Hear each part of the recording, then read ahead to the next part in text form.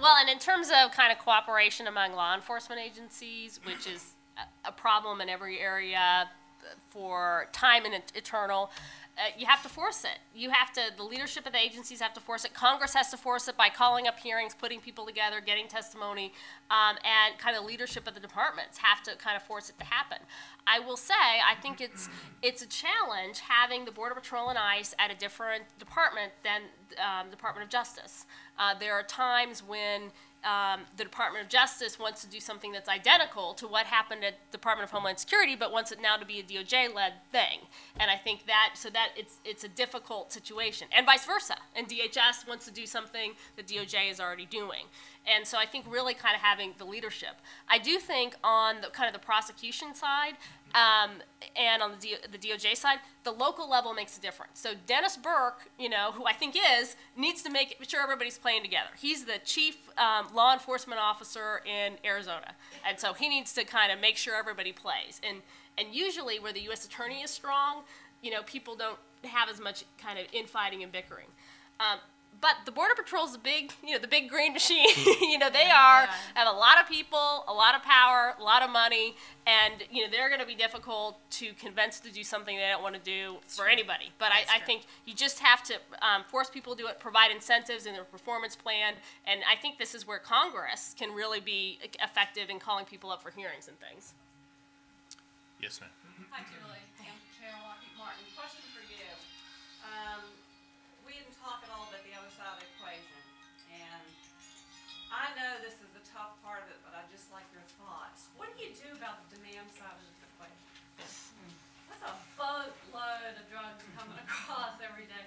If you just read the press releases for what we actually recover or capture, and you conservatively multiply that times 4, and it's probably more like 10 or 12. Right.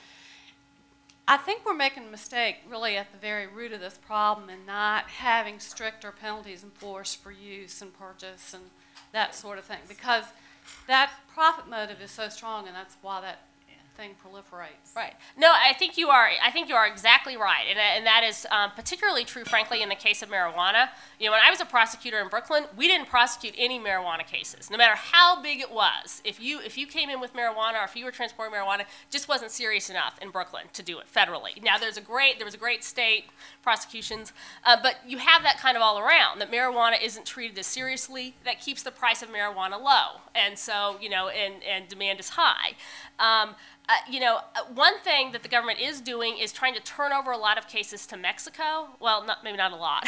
They've turned over, I guess, 27 cases in the Nogales area or so, and then they're also piling it somewhere else because the Mexicans have been very frustrated that the marijuana threshold was kind of way too high to prosecute the individual drug mules. If they had backpacks full of heroin, the U.S. Attorney's Office in Arizona probably would take them, but since they have backpacks of marijuana, they don't. One of the challenges now is that they're turning these cases over to Mexico. 2 of them have resulted in significant sentences. A lot of them have been declined. So we're starting to see actually that Mexico may not have the capacity to address kind of on the marijuana side the issue.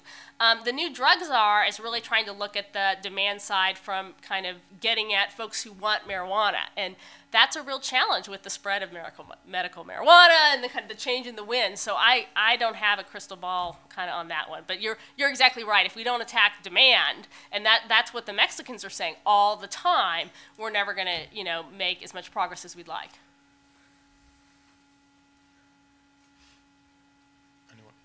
Anyone else? You have any last thoughts?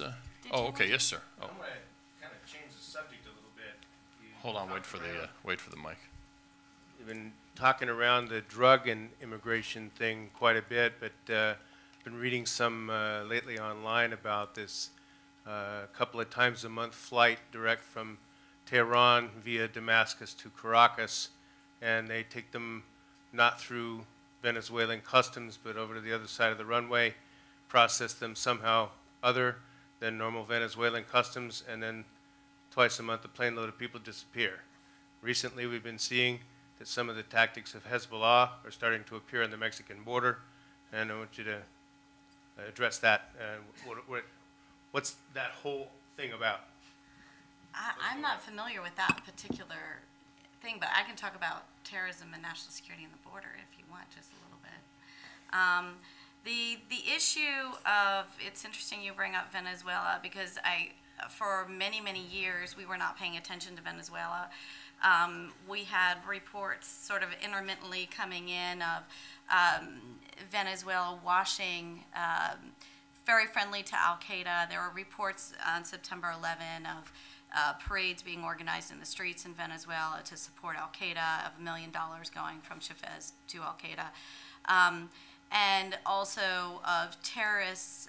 We had a gentleman who was running immigration in Venezuela come to America a few years ago requesting asylum, stating that he had been told to wash the identities of Al-Qaeda to help them get to the United States, giving them Venezuela passports. The State Department eventually did put them on the list of passports to be very careful of, but we don't know how many folks came in that way. I'm not sure that answered your question at all. In terms of Hezbollah and Al-Qaeda, Hezbollah has a huge presence in the tri-border region of South America. They have for a very long time. What we are dealing with down there at this point is second generation Hezbollah, who are born and raised in South America, who have the names, have the dialect, everything, now perhaps being sent into America for the purpose, usually with Hezbollah, it's terror financing. They've been doing that for years, crossing the border. There was a guy by the name of Bugadir who was prosecuted some 5 years ago. He had brought a couple hundred Hezbollah across the border illegally. That was his job. They would go to the Lebanese consulate, get a visa to Mexico. They'd come to Mexico, wash their identity, and come up through the border that way. Most of them were young, and they were here for whatever purpose. Infiltrating the border on the southwest with Al-Qaeda and Hezbollah has been occurring for a long time. I think one of the things that folks are looking at now and concerned about are that the cartels are starting to look like Hezbollah and the activities that they're doing, the extreme violence, the beheadings, the hanging off bridges, the car bombs, the kidnappings. These are things of extreme violence. And what we don't hear is the extent very much of the coming across the border. Phoenix is now the kidnapping capital of the United States, one of the kidnapping capitals of the world at this point, and we are not hearing of that problem very often. So, you know, it's easy to come by. One of the things that concerned me from Secretary Napolitano stating recently is her concern that the numbers are actually quite large of potential terrorists here in the United States. I'm guessing we don't know who they all are, and I'm guessing a lot of them came across anonymously. So, anyway. That's what I was afraid you would say. Anyway, I don't know if Julie has any comments on it. Okay, well, thanks. We'll let people go. I appreciate you're all coming. As I said, this video and all of our other work is online at cis.org, and I assume Christina has a goodbye thought as well.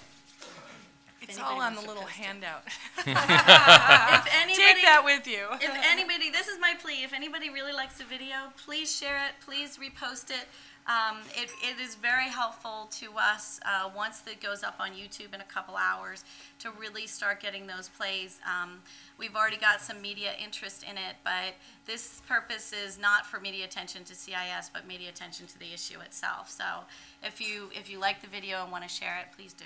We'll socialize it for you. Thank you. We'll be sure to post it on all of her films on WHS as well, so keep it. Thank you all Thank you. very much.